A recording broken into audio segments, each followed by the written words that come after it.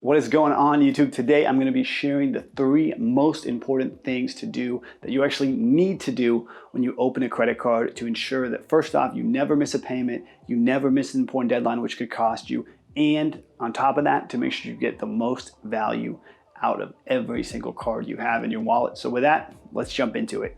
The first thing to do when you open a credit card is to enroll in something called AutoPay.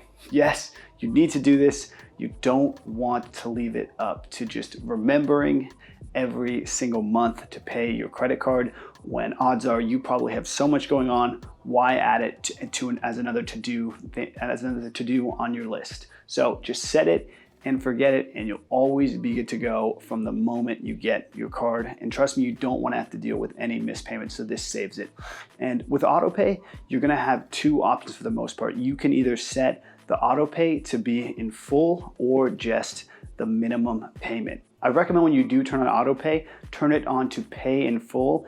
And what this is also going to do is not only guarantee you never miss a payment, but it's going to guarantee you never pay any interest. But if you're not financially able to turn on payments in full, first I recommend you take a look at your spending, because a good rule of thumb with credit is you should always be able to pay your credit in full every single month, your credit cards in full every single month, because otherwise you're going to be paying a ton of interest, and it's most likely not even going to make the cards worth having. One thing too that I want to add on really quickly about AutoPay that's super important, and why it's so important to have on every single one of your cards, even if you're not using them, is, say, for example, I hopefully this doesn't happen, but say one of your credit cards gets hacked or a random bill happens to be charged on it. Because you're not actively checking that credit card, because it's not maybe a card that you have, you're not putting on for your daily spending, or you have subscription fees going to that you're normally used to paying, you can totally forget about that card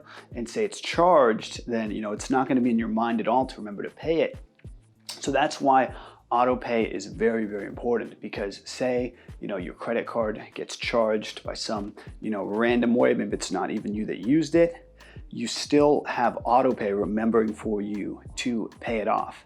And while this is also important, to basically, check your credit cards maybe every quarter to make sure no payments are going on, it's going to be very, very lame, right? If, say, your credit cards get hacked and obviously, a payment goes out that wasn't yours, but it's going to be even lamer, right, than that whatever that charge happens to be, if you do miss that payment, and then you're going to be charged a late fee, and your credit scores also might most likely to drop. And that's a big reason why I recommend having AutoPay on every single credit card that you have, whether or not it's a daily spender or you use it often, simply to hedge against the fact that somebody may get a hold of it, or a bill might accidentally be charged on it without you knowing. So that's another reason why AutoPay.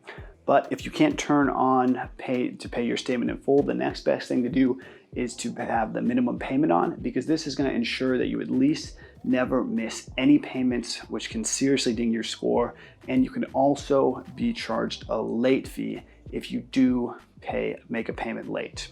But I do want to make a quick note: if you have been charged a late fee, there are different ways to get out of it. And I actually have a video explaining how I have gotten out of late fees before, and how pretty much anyone can. That video also has proof from American Express reimbursing a late fee that I was charged for, and I'll share the link for that video in this description as well. The second thing to do after enrolling in AutoPay is going to be setting 2 very, very important calendar reminders. The first one you're going to set for 60 days out, and just set the reminder as something on whatever electronic calendar you use, as something like check spending on whatever credit card you have. And most likely the odds are the credit card that you have has some sort of spending threshold that you need to meet within 90 days. And it would just be super lame if you were going to miss out on a $500 sign-up bonus or whatever happens to be, because you miss spending, $100 or $50 or whatever it happens to be, just by a few days. So just set a reminder to check your statement and make sure that you're on track to hit the minimum spend to get those bonus miles, get that cash back, get whatever the reward happens to be. And the next reminder to set is for 11 months out. And this is also assuming that the credit card that you just opened has an annual fee. And what this reminder will do is it's going to remind you to call in to said bank and get out of that annual fee. And before you start asking or thinking, how do I get out of annual fees? I don't want to pay annual fees. I want to say that there are actually quite a few ways to get out of annual fees. And I pretty much do it all the time when they come around every single year. So if you have any interest in learning how to do that, I'll link a video in the description as well that's going to show you guys proof of annual fees that I've gotten out of. And if you don't have an annual fee on that card, feel free to ignore that second recommended calendar reminder. And lastly, the third thing to do is to take a look around in your card's app for offers. This is actually something pretty cool that I stumbled on pretty recently and am getting a decent amount of value from, but a lot of credit cards have partners where you can get extra points if you shop with them and basically, to give you a quick demo of this, within the Amex app, you can enroll by going to the offers page, and you just by tapping the offers to join, and there's no penalty if you don't use them, and they're triggered if you do spend with these different vendors. So it can be a pretty easy way to get an extra 20, 30, 40 bucks, if it just happens your way. So if you just happen to spend with them, and it's just a pretty cool bonus that can happen by chance. And if it doesn't happen, absolutely no problem. So take these few steps to make sure that you don't accidentally miss a payment or have to pay a fee on top of that. And you're also maximizing the rewards value for your credit card that you have. So I hope you guys enjoyed this video and now have some solid action steps to take every single time you open a credit card to make sure you get the most value from it. And also, if you guys learned something new about credit cards, definitely be sure to hit that like button because that helps me know what kind of content to put out there.